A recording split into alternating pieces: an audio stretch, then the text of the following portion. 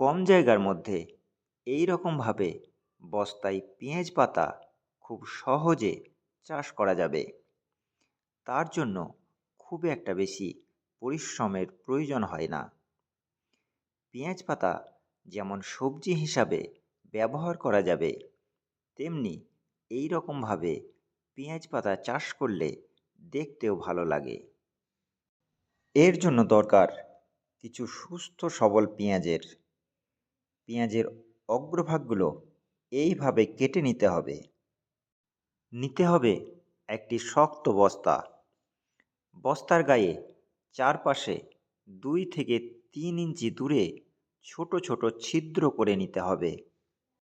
60% দোআঁশ মাটি ও 40% পুরনো গোবর সারের মিশ্রণ বস্তায় নিয়ে পেঁয়াজগুলোকে এমনভাবে বসাতে হবে যাতে পেঁয়াজের মুখগুলো ছিদ্রের মাঝে থাকে। এই রকম করে বস্তার সমস্ত ছিদ্রে এবং বস্তার উপরেও পেঁয়াজ বসিয়ে নিতে হবে। লাগানোর পর হালকা জল দিতে হবে এবং বস্তাটিকে রোদযুক্ত জায়গাতে রাখতে হবে। লাগানোর কয়েকদিন পরের ছবি। এর মধ্যে শুধুমাত্র একবার খোল পচা জল পাতলা করে ব্যবহার করেছি।